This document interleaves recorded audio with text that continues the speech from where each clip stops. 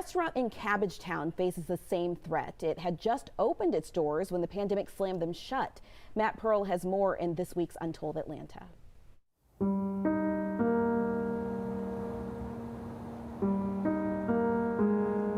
ask what brought us into this industry.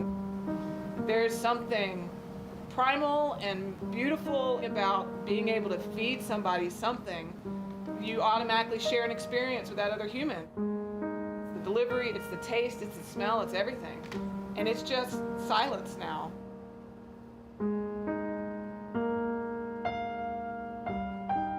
We've already been in this for a year, and we imagine for another 6 months we're still going to be in it.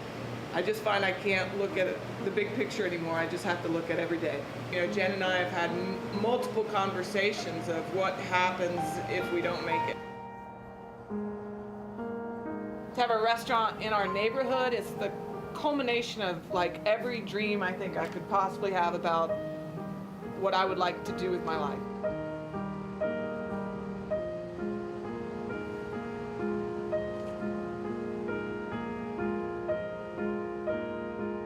Walk in one day and all of your dining room tables are now being used to hold to-go boxes. Our restaurant just isn't pulling in what it was enough to cover our rent. How often are you evaluating the survival of your restaurant? Daily.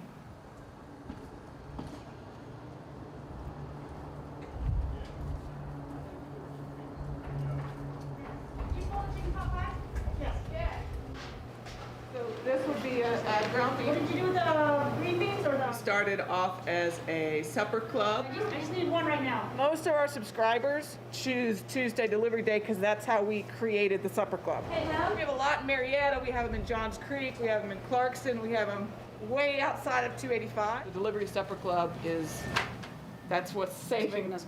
It's what's saving us. That and all the money we've borrowed.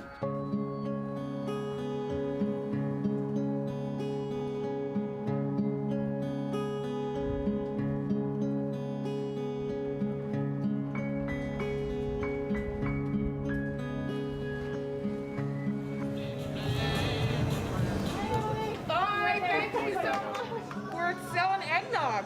We're trying to raise money for our liquor license renewal. It's a lot of money. It's $5,000 that we didn't really get to use this year. Servers aren't making anything. Most of them are all on unemployment. We're just in a tough spot along with every other business in Atlanta and the planet.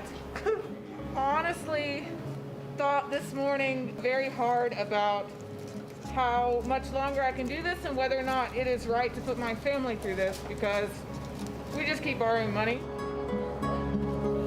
It seems silly sometimes. I lost my uncle early on to COVID. There's no Thanksgiving. There's no those moments that you have that make it all better. It's hard on relationships. It's hard on, a 2.5-year-old who needs to be socialized. It's our son, Mick. He's a little ball of happiness. Still on my cilantro. He's here every day of the week. We don't have daycare anymore. We lost it. We lost it in 2020. You better be careful. I know he's seen our stress. This has been a very stressful year for our family. You take him to the park and he plays for an hour and he's fantastic. We're gonna go in a few, okay? Gotta run some errands. If you were to ask me what makes me cry in the walk-in cooler the most, this is truly the dream for everything I've wanted is my business in my neighborhood that was built by my family and friends. And I have put so much effort into it because people keep gracing us with kindness. So I think to fail would be a disservice.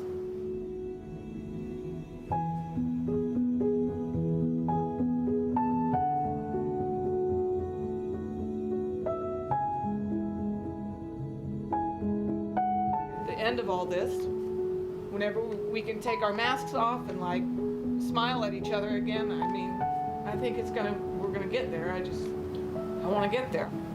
But I see hope. I have to. Another hurdle on the way is winter. Many restaurants have used outdoor dining to stay afloat and stay safe. As the weather gets colder, they will again be forced to adjust. And if you would like to support any of the restaurants we mentioned, there are links that we have up right now on 11alive.com.